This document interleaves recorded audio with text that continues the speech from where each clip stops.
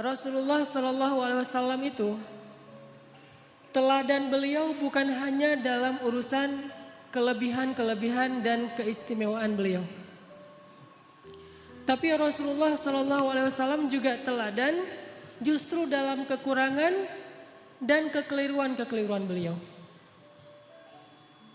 Karena Rasulullah Shallallahu Alaihi Wasallam adalah manusia, maka Allah telah mentakdirkan Rasulullah itu tidak selalu tepat, tapi selalu benar. Ini dalam bahasa fikih, benar dan tepat itu beda ya. Kalau benar lawannya salah, kalau tepat lawannya keliru. Kalau benar bahasa Arabnya hak, kalau salah bahasa Arabnya batil. Kalau tepat bahasa Arabnya shawab, kalau keliru bahasa Arabnya khata'. Apakah Rasulullah selalu benar? Selalu benar. Rasulullah tidak pernah mengajarkan yang batil. Tapi apakah Rasulullah pernah keliru? Pernah.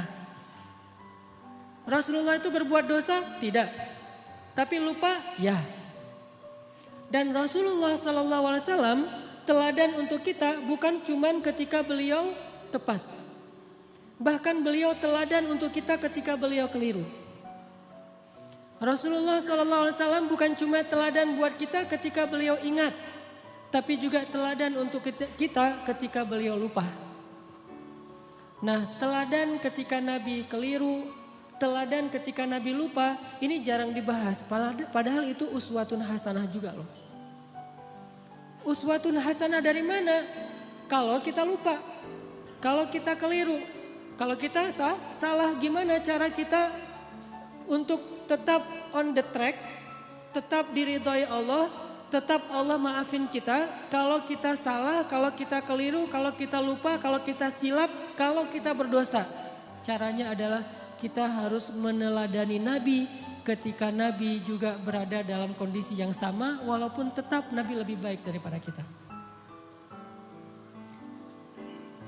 Buat saya, laqad kana lakum fi Rasulillahi uswatun hasanah bukan hanya ketika Nabi SAW sholatnya khusyuk, tapi juga ketika Nabi sholat lupa rakaat.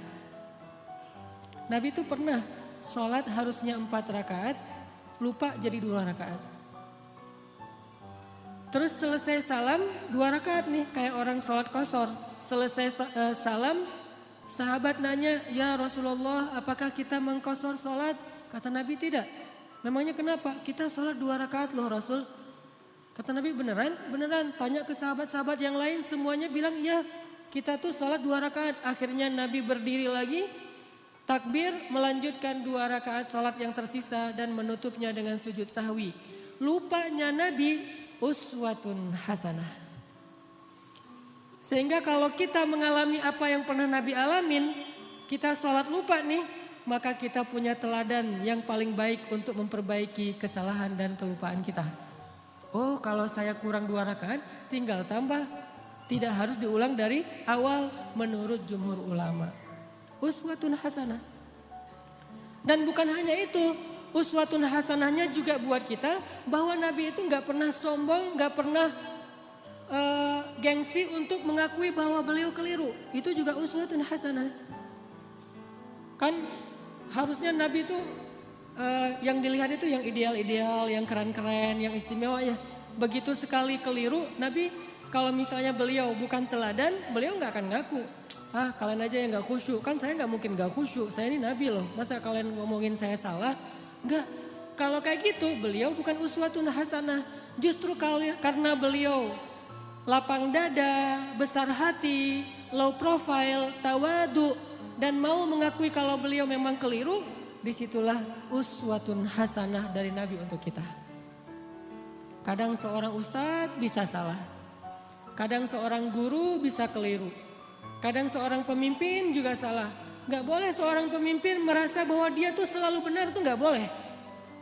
Karena kalau dia sudah merasa selalu benar, berarti dia sudah mengkultuskan dirinya.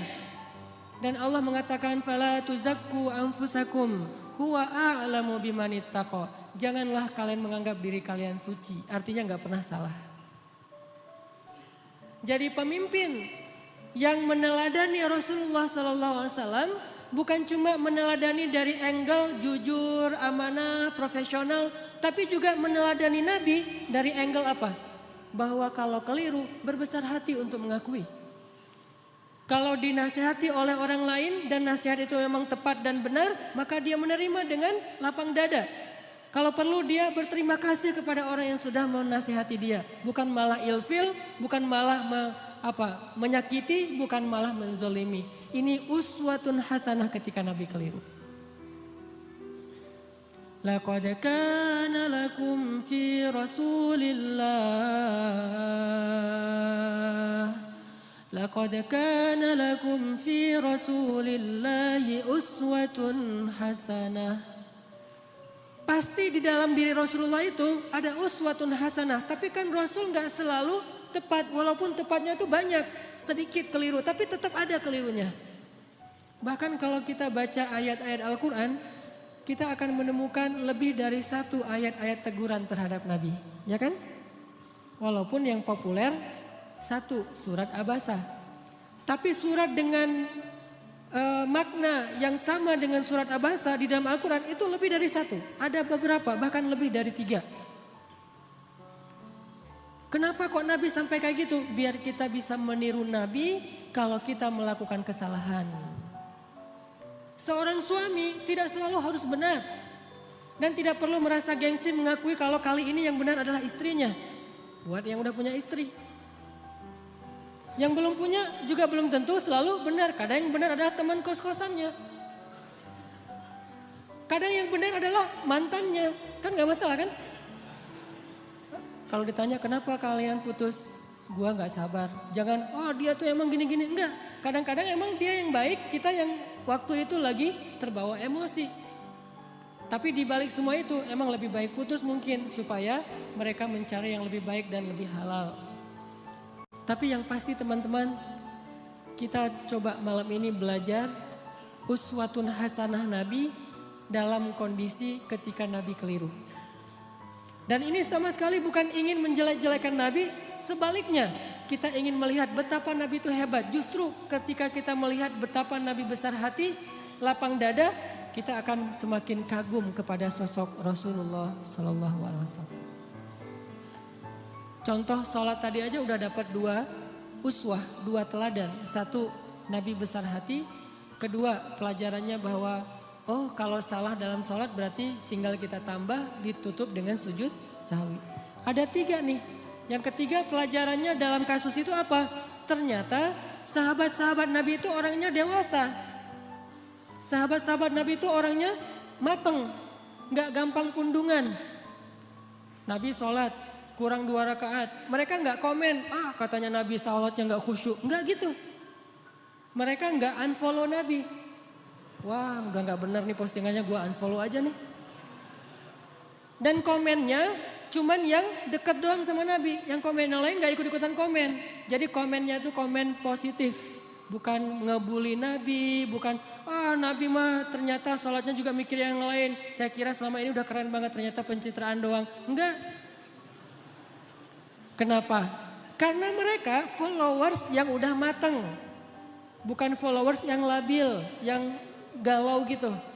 Sehingga sekali Nabi postingnya agak-agak kurang tepat, mereka pundung fisabilillah.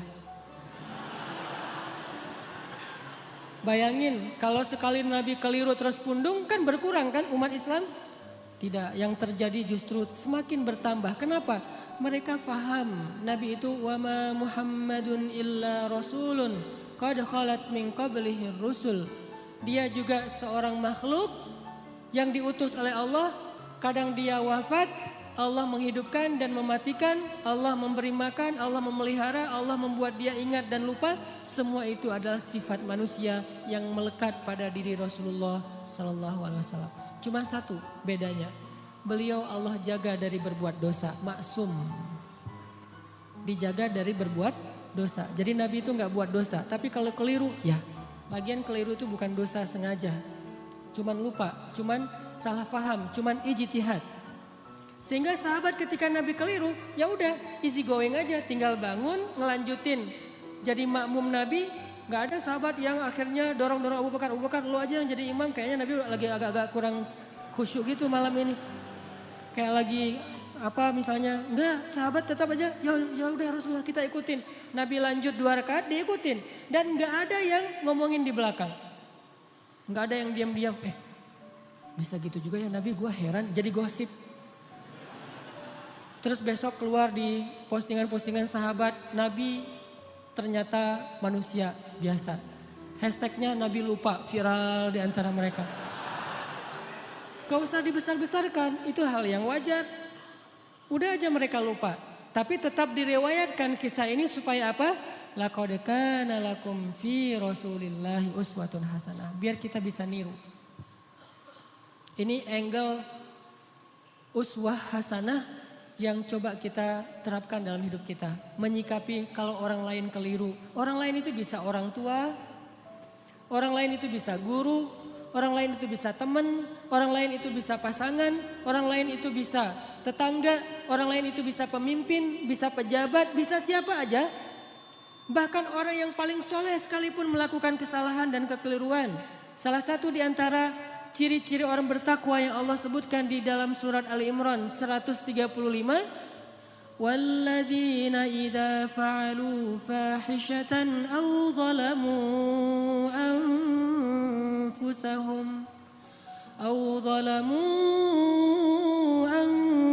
anfusahum dzakarullaha fastaghfaru lidzunubihim. Orang yang bertakwa kata Allah adalah orang-orang yang apabila melakukan kesalahan, menzalimi diri sendiri, atau melakukan fahisyah, dosa sembunyi-sembunyi.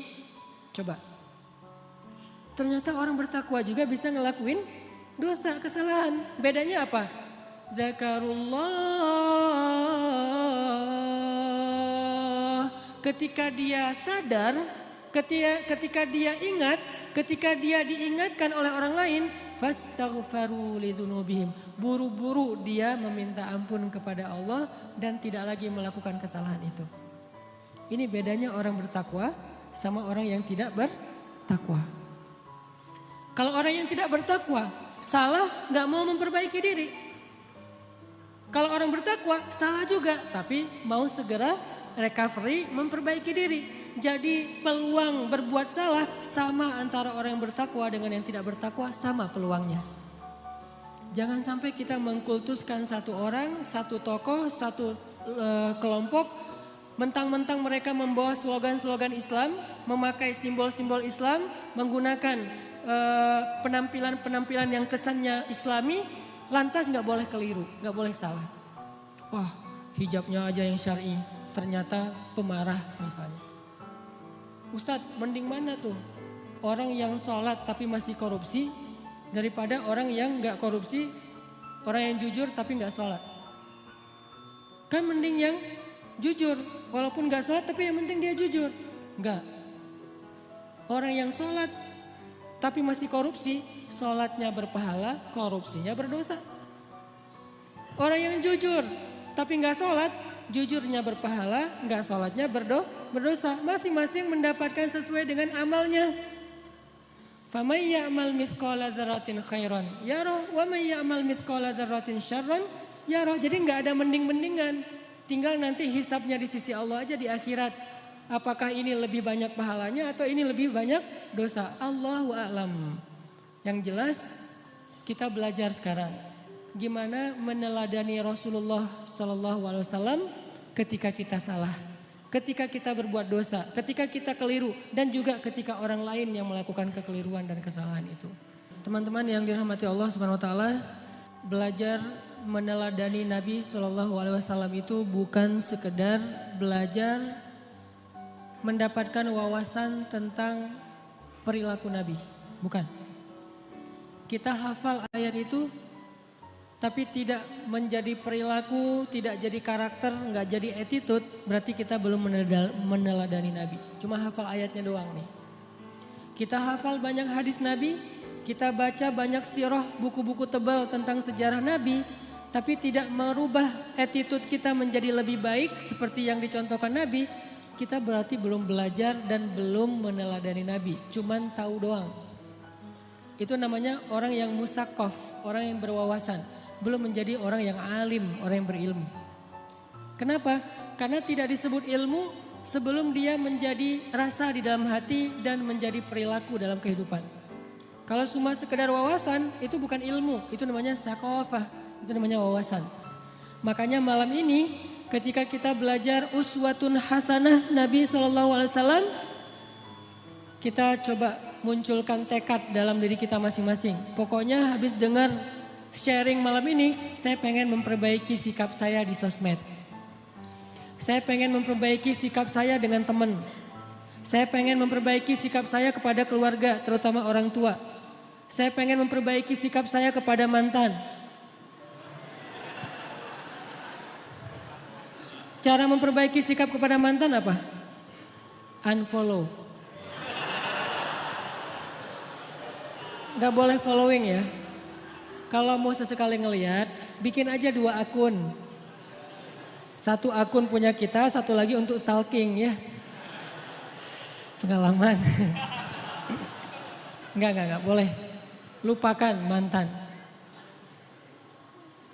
Jangan sampai kita baca atau mendengar cerita-cerita tentang Nabi hanya sekedar oh ya, oh gitu. Jangan. Kalau sekedar oh ya dan oh gitu berarti ini cuma wawasan nih. Dan kalau cuma wawasan kita ngaji sampai bertahun-tahun juga tidak semakin menjadi lebih baik. Harusnya belajar ilmu yang tadi kata Nabi, siapa yang menempuh jalan untuk mencari ilmu, Allah mudahkan jalan ke surga. Itu ilmu loh, bukan wawasan yang dicari. Kalau wawasan kita bisa kayak otodidak gitu. Kita bisa belajar sendiri dengan dengerin YouTube. Tapi kalau ilmu kan bukan cuma denger. Kita latih tuh. Apa yang udah kita dengar kita latih sehari mungkin gak langsung jadi nih.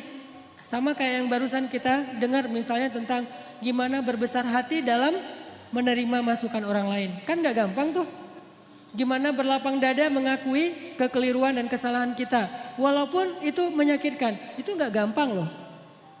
Tapi kalau kita gak praktekin, berarti apa yang kita dengar itu baru sekedar wawasan. Belum memperbaiki perilaku dan attitude kita. Kita belajar sekarang uswatun hasanah Nabi SAW. Bukan sekedar pengen tahu penasaran ayatnya mana aja ya. Hadisnya gimana aja ya. Kita bukan pengen berdebat dengan dalil. Kita pengen memperbaiki diri. Tapi kalau kita pengen berdebat dengan dalil, kita akan lebih fokusnya ke dalil itu riwayat siapa, kemudian teks aslinya kayak gimana. Terus kalau perlu di capture, nanti kalau ada teman kita yang berbeda pendapat tinggal kita broadcast, kita share. Ini sekedar wawasan yang dijadikan bahan perdebatan. Buat apa kalau kayak gitu? Harusnya kita belajar bukan supaya jago berdebat. Bukan kalau kita nanti berdebat dengan teman kita di grup, kita punya banyak argumen, dalil segala macam. Buat apa yang kayak gitu-gitu? Bahkan Nabi aja pernah mendengar sahabat berdebat di dalam Masjid Nabawi dilemparin debu sama Nabi. Jadi ada sahabat lagi ngaji nih, lagi baca Quran di dalam masjid. Kan rumah Nabi di sebelah masjid. Tadinya ngaji asik tuh seru. Bismillahirrahmanirrahim, baca santai. Lama-lama mulai terjadi keriuhan, kegaduhan. Nabi dalam rumah ngedengar kok udah mulai ada orang yang teriak-teriak ya. Kok mulai kayak ada orang yang marah-marah. Nabi keluar melihat mereka lagi berdebat tentang makna satu ayat. Nabi mengambil debu dan melempari mereka dengan mengatakan, kalau kalian membaca ayat Al-Quran, carilah ayat yang mempersatukan kalian. Artinya jangan membaca ayat-ayat yang membuat kalian berpecah belah, bukan ayatnya tapi persepsi dan tafsiran terhadap ayatnya. Jadi teman-teman, saya pengen magerin dulu nih bahwa yang kita belajar malam ini termasuk saya, kita niatkan untuk memperbaiki perilaku kita. Baik perilaku kita di dunia nyata atau di dunia maya. Pokoknya kita perbaiki perilaku kita. Dan anak Indonesia tuh, anak Jawa Barat, orang Sunda itu diantara seluruh suku yang ada di Indonesia itu kan termasuk salah satu suku yang terkenal paling lembut, santun, tata keramanya luar biasa kan. Jangan sampai identitas itu hilang oleh modernitas. Sehingga gara-gara kita hidup di dunia maya, medsos, kita melupakan tradisi nenek moyang kita yang sebetulnya luar biasa. Kenapa tradisi itu harus pindah ke Jepang, harus pindah ke New Zealand, harus pindah ke negeri-negeri yang tidak mengenal agama? Harusnya tradisi itu tetap ada di negeri kita. di negeri orang-orang yang beriman kepada Allah Subhanahu wa taala. Makanya kita perbaiki lagi. Karena saya beberapa kali jalan ke beberapa negara, rahmat dari Allah bukan karena hebat. Kalau orang lain mungkin jalan-jalan itu karena banyak duit ya. Ada yang bahkan sakit kepala dikit jalan ke luar negeri. Di rumah nggak ada bawang ke Singapura ya. Dah kalau saya mah alhamdulillah gratis diundang akhirnya ke luar negeri. Tapi diniatkan juga sekalian belajar, main, termasuk pencitraan ordai gitulah pokoknya. Jalan ke Korea, ke Jepang gitu. Kenapa orang Jepang itu attitude-nya lebih islami daripada kita? Padahal mereka tidak membaca teks-teks agama karena mereka terus berusaha memperbaiki perilaku mereka. Walaupun sisi lain mereka banyak masalah sih. Jalan ke New Zealand, di Auckland misalnya. Itu orang-orangnya itu luar biasa, sangat menjaga perasaan orang lain. Nah kita punya teks yang sangat ideal. Punya teladan uswatun hasanah yang udah paling keren lah pokoknya. Nggak ada lagi teladan yang lebih keren daripada teladan kita. Emang ada manusia yang lebih keren daripada Rasulullah? Nggak ada kan? Rasulullah itu yang paling keren udah tuh. Yang paling teladan terbaik. Kalau teladan kita udah terbaik tapi perilaku kita nggak terbaik. Pasti ada masalah dalam kita meneladani Nabi ini. Bukan Nabinya yang nggak keren. Kita belum meneladani Nabi secara utuh. Baru mengambil wawasan-wawasan dari hadis-hadis Nabi SAW.